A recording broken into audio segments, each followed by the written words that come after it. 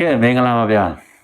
အခုတလောကြားမြင်ရတာတွေလည်းတကယ်ကိုစိတ်မကောင်းစရာတွေတွေ့ရပါတယ်။ဘာလဲဆိုတော့ပြူတွေကမြို့တွေဘက်မှာတော်တော်လေးကိုနေရာယူပြီးတော်တော်လေးကိုလူတွင်ကျဲတွေလုံနေကြတာကိုကျွန်တော်တို့မြင်တွေ့ရမှာဖြစ်ပါတယ်။ဆိုတော့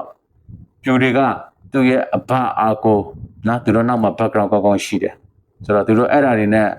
မိုက်နေကြတာနော်ပြည်သူတွေကိုရန်ရှာအခုလည်းဒီမှာမန္တလေးမှာဖြစ်နေတာကြည့်လိုက်ကြအောင်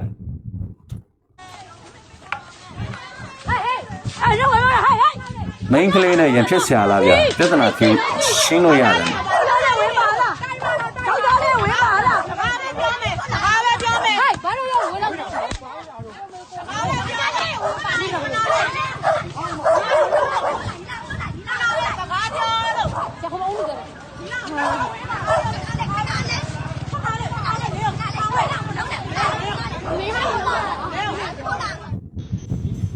ကဲသူတို့တွေကပြူဖြစ်ပြီဆိုတော့ကိုဘာတွေမှတ်နေကြရတော့မသိဘူးဗျာနော်တော်တော်လေးကိုဆိုးတယ်မြင်နေရကြားနေရတာတွေတကယ်ကိုယုံစရာကြီးဗျာနော်ဒါတွေကလည်းဟိုမအေးဘေးလက်ထက်မှာဖြစ်ရှင်တိုင်းဖြစ်လှုပ်ရှင်တိုင်းလှုပ်လို့ရတယ်ဆိုပြီးတော့စောက်ကွေးမဆိုင်လို့ကိုလှုပ်ကြတာနော်ပြောမှဆိုတော့ငါမင်းတို့တောင်ဝင်ကိုထမ်းဆောင်ပေးနေတာမင်းတို့အတွက်ကအလုပ်လုပ်ပေးနေတာဟမ်သူတို့လည်းလှုပ်ရှင်တာလုပ်မယ်ဆိုတော့ပုံစံမျိုးဆိုတော့ကြားထဲမှာပြည်သူတွေပဲခံရတယ်နော်ဟိုဘက်လည်းခံရဒီဘက်လည်းခံရနော်ပြည်သူတွေကရကြမရှိတော့ညက်ကြေကုန်ကြီးသိကြလားဘောမတွေကဒါတွေမြည်ဘာမှမဟာကြဘူးနော်ခင်ဗျားတို့ပါဇက်တွေဘာနဲ့ဆုတ်ထားသလဲခင်ဗျားတို့ကအမှန်တရားလောက်တာတော့ဘာတော့ဆိုထပြီးထွတ်ဟောင်းတာနော်တော်တော်ရုပ်ဆိုးတယ်ခင်ဗျားဒါမျိုးတွေပြောကြမှာဒါမှလည်းကိုကထောက်ခံတဲ့ဆိုတာကြီးကိုကိုယ့်ရဲ့အဖွဲကကောင်းမှုချစ်မှာပေါ့မဟုတ်ဘူးလားအခုခင်ဗျားတို့အဆိုးတွေကြတော့ဂိတ်မကောင်းတာတွေဥပမာဒါမျိုးတွေကြတော့ထောက်ပြမဲ့အရာတွေကြတော့ခင်ဗျားတို့မသိကြဆောင်နော်ခင်ဗျားတို့လည်းတရားခံပဲကဲဆိုတော့ကျွန်တော်တို့နောက်ထပ်တစ်ပုဒ်ကြည့်လိုက်အောင်နော်ဘယ်လိုတွေပြည်သူတွေအပေါ်ကိုမော်တော်ပီကေဘယ်လိုတွေမျက်နှာပြောင်တိုက်နေလဲမျက်နှာရှို့သွေးတွေလဲဆိုတာကျွန်တော်တို့ကြည့်လိုက်အောင်တကွက်အဖားရဲ့တကွက်ဟုတ်တယ်တအားစင်တာကောင်းတာပြည်သူတွေပေါ့တအားရှက်တတ်တာလို့စိတ်သိလားပီကေရှောင်းအုပ်ထုတ်တယ်စိတ်ကပီကေရှောင်းအုပ်ထုတ်ခုဒီကြားထဲမှာပြောအဝတ်စားရဲ့ဟွာရဲ့ပဲပါပလတ်စတစ်ပြားရဲ့ပါဘယ်တော့ပြရပီကေရှောင်းအုပ်ထုတ်တယ်ဟဟလားဘာမှမပါဘူးနော်ဒီလိုအုပ်ထုတ်တွေဆောင်းတာမလုံခြုံဘူးနော်တကယ်တမ်းဆန်ကဲလဲတယ်ဆိုရင်ခေါင်းကွဲမှာပဲရီးမိမှာပဲတော့ဂျားထဲမှာပါတဲ့ဖော့လေးပါဖို့အတွက်လိုတယ်ကောင်းတဲ့ဥတို့အရေးသွေးမြင့်မာတော့စံချိန်စံညက်ကညီတော့အရေးသွေးမြင့်မာတော့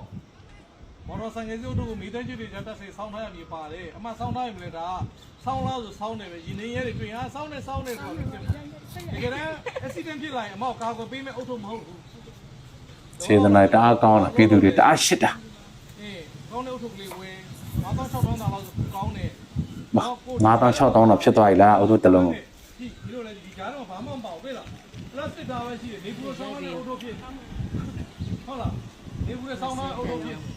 ကိုယ်လာကြည့်တွေ့လားကျလာဒီအုပ်ထုပ်တွေကခံတာသေးတယ်တွေ့တော့မပေါ့ပါတွေ့လားပေါ့ပါတယ်အုပ်ထုပ်နဲ့ဟိုဓာတ်အခုဓာတ်ကပေါ့ပါကောင်းပါဒီတော့ဘာမှမပေါ့ဒီကြားတော့ဒီအဝတ်ဆုပ်သွားတာပလတ်စတစ်သားကြီးပဲအမှန်တကယ်လို့စငယ်လဲသွားတဲ့တိုင်းနဲ့ဒီကြိုက်တယ်ရမှာဒီတော့မိမှာဒီကိုလုံးမှာခေါင်းကရေးကြည့်တယ်အမှလက်မှာဘယ်ဘက်တန်ရပဲညာဘက်နဲ့အလုပ်လုပ်ရသွားသေးတယ်ဟုတ်လားကောင်းရရင်ဟန်တဲ့တဲ့ဒီစိတ်နီးဆက်တယ်နော်ဟုတ်လားနီးဆက်တယ်ဟောဒါကြောင့်မလို့ကိုင်းနေလားနင်းတို့ဒါမျိုးတွေကဟိုအရင်ကတည်းကကြောပြဆိုပြမှာနော်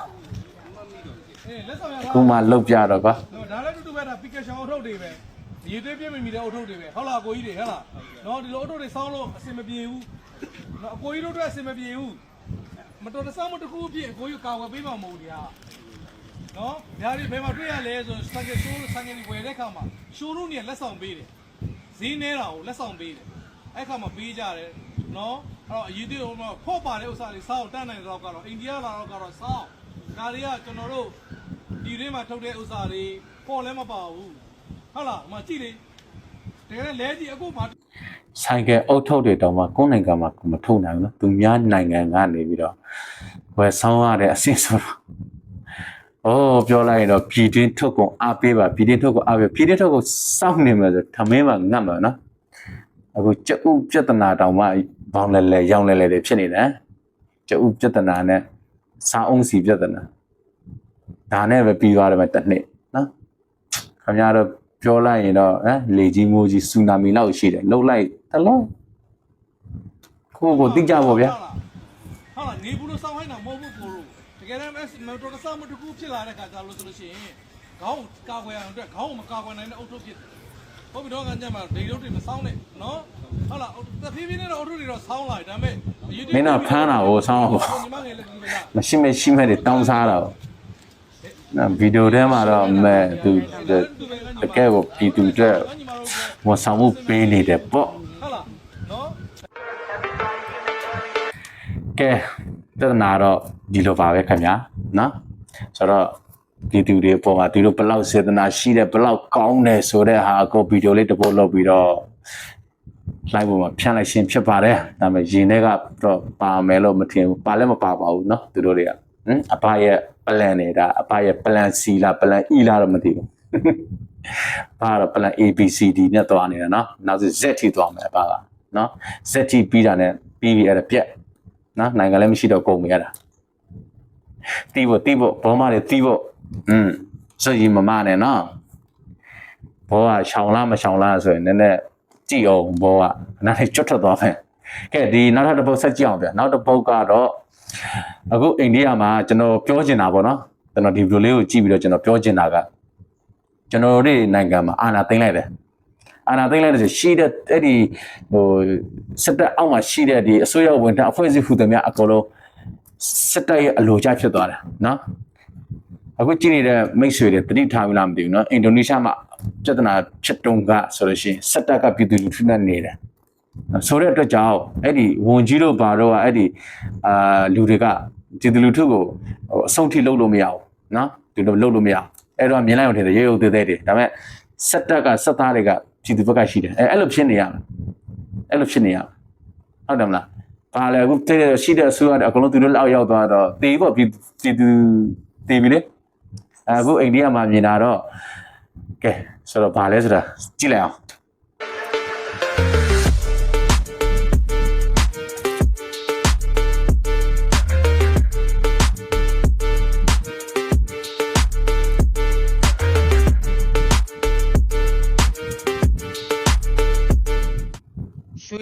ကဲဘယ်လိုမြင်မိလဲ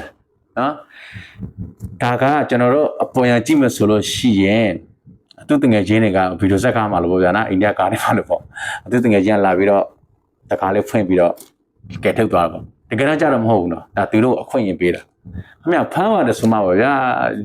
စက်သားတွေပါပါပေါ့ဟုတ်တယ်မလားတဲလူချုံကြီးတွေပါပါပေါ့တေချာတော့ခတ်ပြီးတော့တေချာပိတ်မှာပေါ့ဒါကမဟုတ်ဘူးဒါအခွင့်အရေးပေးတာဒါမဲ့လည်းအထက်ကအမိန့်ကမိုးဒီလား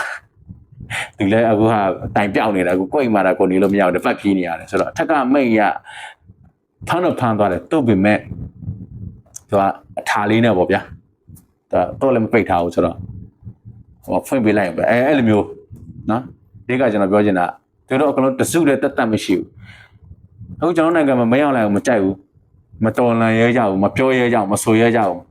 နော်မရောက်လာကကြီးဆိုကြီးခောက်ခွေးဆိုခောက်ခွေးပဲနော်ချိုလည်းမသိခါလည်းမသိဆိုတော့မဟုတ်ဘူးအဲ့လိုကြတော့မဟုတ်ဘူးเนาะကျွန်တော်တို့ကောင်းရင်ကောင်းတယ်မကောင်းဆိုတာသူတို့အစိုးရထဲမှာလဲထောက်ပြရမယ်လုပ်ရမယ်ပြတ်သားရမယ်ဒါမှလည်းနိုင်ငံကိုရှစ်တဲ့နိုင်ငံရဲ့ဝန်ထမ်းကောင်းဖြစ်မှာပေါ့မဟုတ်ဘူးလားအခုကြတော့ကျွန်တော်နိုင်ငံကမအောင်လည်းဟေးထိုင်ဆိုထိုင်ထားဆိုထားလုတ်စလို့ရမိဆိုရှို့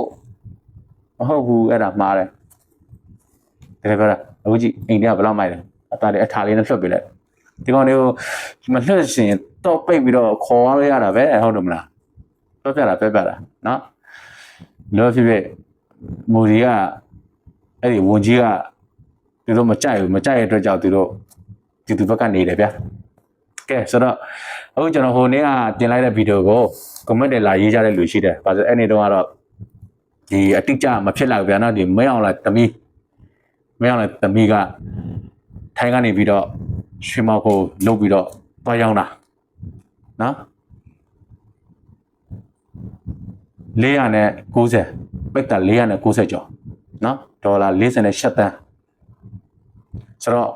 အဲ့ဒါကိုဒီမှာအတိအကျကြော်ထားတာဆိုတော့ကျွန်တော်အဲ့ဒါကိုတူတူကြည့်လိုက်အောင်နော်ပိတ်တာ490ကျော်ကိုထိုင်းလာအိုကတဆင့်မှောင်ခိုရောင်းမှုမင်းအွန်လိုင်းသမီးရဲ့ဒေါ်လာ48တန်းတန်ရွှေမှောင်ခိုကွန်ရက်ကို Justice for Myanmar GF ဒါ Justice for Myanmar ကထုတ်ပြန်ထားတာတော့ဒါအတိအကျပဲအာနာသိန်းသမ္မတမင်းအွန်လိုင်းရဲ့သမီးဖြစ်သူခင်တိတက်မွန်နဲ့စစ်လက်နက်ပွဲစားထွန်းမင်းလက်တို့ပါဝင်တဲ့ဒီနိုင်ငံဖြတ်ကျော်ကွန်ရက်ကြီးဟာရွှေ800ကီလိုဂရမ်နေတဲ့ပတ်စံမဟုတ်ဘူးနော်မှောင်ခိုရောင်းချပြီးငွေကြီးခွာချဖို့ကြိုးပမ်းခဲ့ခြင်းဖြစ်လို့ဒီမောင်ကိုကွန်ရက်ဟာမင်းအွန်လိုင်းရဲ့အကွက်တွေပါတဲ့ဝင်ငွေအရင်းမြစ်တစ်ခုဖြစ်ပါတယ်အဆိုပါဒေါ်လာတန်းချီတန်းတဲ့ရွှေမှောင်ခိုမှုကြီးကိုအကောင့်ထဲပေါ်ဖို့စစ်ကောင်းဆောင်သမီးခင်တိတက်မွန်နဲ့အနီးကလူယုံဖြစ်တဲ့စစ်လက်နက်ပွဲစားထွန်းမင်းလက်တို့ကစနစ်တကျပြင်ဆင်ခဲ့ကြတာဖြစ်ပြီးဒီလုပ်ငန်းစဉ်မှာအဲ့ဒီချိန်ကထိုင်းလွှတ်တော်အမတ်ဖြစ်သူဥပကိပတ်ချာရီယန်ကွန်းကအဓိကဂျားခံညှိနှိုင်းပေးသူအဖြစ်ပါဝင်ပတ်သက်ခဲ့ပါတယ်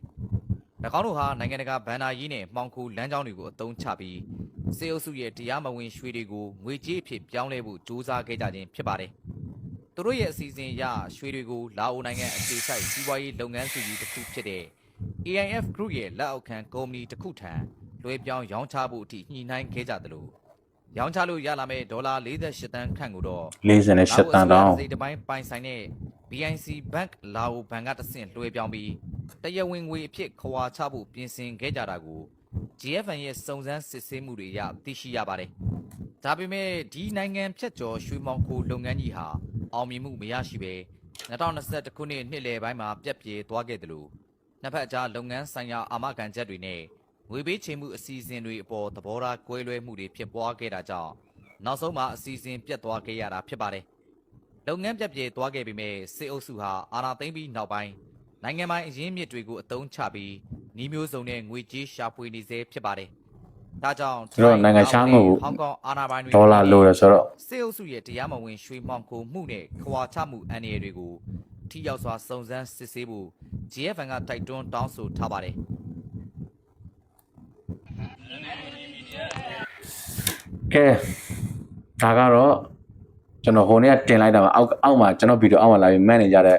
လူတွေပြောချင်ပါတယ်နော်မင်းကဘာသိလို့လဲမင်းဘာတခြားပြောနေလဲဘာညာဘောအပေါ်မှာတွေပေါ်မှာကဲဒီဗီဒီယိုကတော့လုံးဝတက်သေးပဲနော်သူတို့တွေကတော့သူတို့အတွက်သူတို့မိသားစုအတွက်ဆိုလို့ရှိရင်အကုန်လုံးရှင်းမှာအကုန်လုံးလုံးမှာပဲမလုပ်ရတာဘာမှမရှိဘူးဆိုတော့ဒါပြောတာနော်ဒီသူတို့ပြောတာမဟုတ်ဘူးမလုပ်ရတာဘာမှမရှိဘူးဆိုတာဒီပတ်စံတွေဒီရွှေတွေကကျွန်တော်နိုင်ငံကကျွန်တော်ပြည်သူတွေပိုင်တဲ့ဟာတွေနော်အဲ့ကောင်တွေပိုင်တာမဟုတ်ဘိုးဘွားတွေပိုင်တာမဟုတ်ဘူးဒါတော့မှကျွန်တော်တို့မသိတဲ့သတင်းတွေဟိုမမြင်ရတဲ့နောက်ွယ်မှာဘယ်တော့ရှုပ်မလဲမသိဘူးနော်ဒါမှမဖြစ်လို့မရတဲ့ကြောက်စိမ့်တို့ဘာတို့လက်ခါတယ်ကဲဒီခေါက်တော့နထိုးကြီး PDF စိုးအောင်ကိုအလုံးမရှိဆိုတဲ့ဆိုင်ဘုတ်ကိုကင်ပြီးတော့ဆန္ဒလာပြကြတယ်စီကာမြင်ရတယ်ဆိုတော့လဲစိတ်မကောင်းပါဘူးကဲကျွန်တော်ဆက်ကြည့်အောင်ကြည့်လိုက်အောင်ရနော်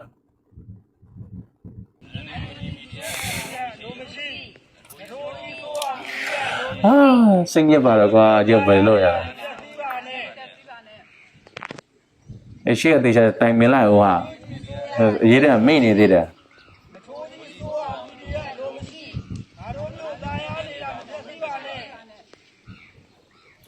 ဒါမှတကယ်6800စားဆိုတာအစ်ဟမ်တို့တော့မှ3-4ခုလောက်ဆန္ဒပြရမယ်ဟာတော့မှမေ့နေသေးတယ်ဘယ်လိုလူတွေလဲကြာနော်ဒါမင်းလည်းတလုတ်အတွက်အကုန်လုံးဘာမှကိုမမြင်တော့မှားနဲ့အမှန်ဆိုတော့ဘာမှမသိတော့လှုပ်ဆိုရင်လှုပ်ပါပဲဘာမှမစဉ်းစားတော့အဲ့ဒါတွေကလည်းတစ်ခါတည်းကြောက်လဲသူတို့ရဲ့အခက်ခဲသူတို့ရဲ့ဟွာတွေပေါ့နော်ဒါပေမဲ့လည်းလူမာတော့ကိုယ်ယုံကြည်မှုတော့ရှိရမှာဗျသူတို့ဖြစ်လူတန်းတော့ခက်ခဲတာပဲနော်အခုဒီအနာသိန်း2021နောက်ပိုင်းစီဒီယန်လောက်လာတဲ့လူတွေခက်ခဲတာပေါ့ပဲမခက်ခဲနေပါဘူး ရင်တော့ကိုယ့်အိမ်မှာကိုအေးဆေးဆေးအချိန်တန်စားအချိန်တန်တောက်ဒါပေမဲ့သူတို့တော်ဒီမှာသွားနေရှင်နေပါလေကိုက်ဟန်ဆဆရရသူခက်ခဲတာပဲဒါပေမဲ့လည်းကိုယ့်ယုံကြည်ချက်တဲ့86ရတာပဲကိုလောက်ရတာပဲဟုတ်တယ်မလားမလုပ်လို့မရဘူးလေကိုယ့်နိုင်ငံကောင်းစေချင်တာဆိုတော့လှုပ်တင်လှုပ်ထက်တာလောက်ရတာပဲဟုတ်တယ်မလားအခုလည်းမြန်မာပြည်မှာရှိတဲ့လူတွေဘာလုပ်မလဲခင်ဗျားတို့အဘကတော့အကုန်လုံးပတ်မွေနေပြီနော်ရှိတာတွေအကုန်ပတ်မွေနေပြီအဲ့ဒါခင်ဗျားတို့ကိုယ့်အနေကိုဆုံးဖြတ်ကြစဉ်းစားကြပါဗျာကိုယ့်အနာဂတ်သမိုင်းကဘယ်လိုရေးထားခဲ့မလဲဘယ်လိုရှမ်းရထားခဲ့မလဲဆိုတာအဲ့ဒါတော့ခင်ဗျားတို့ကိုယ်တိုင်ပဲဆုံးဖြတ်ရမယ်အရာဖြစ်တယ်ကဲဆိုတော့ကျွန်တော်ဗီဒီယိုလေးဒီလောက်နဲ့ပဲညီကုန်းရှုပ်လိုက်ပြစီဗျာကဲဆိုတော့ကျွန်တော်အပေးကြတဲ့ကျွန်တော်မိတ်ဆွေတူတယောက်စီတိုင်ကိုလည်းကြည့်ထူတင်ရှိပါတယ်ကဲနောက်နေ့ဒီမှာကျွန်တော်ထပ်ဆုံကြတာပါဗျာကြည့်တင်ပါတယ်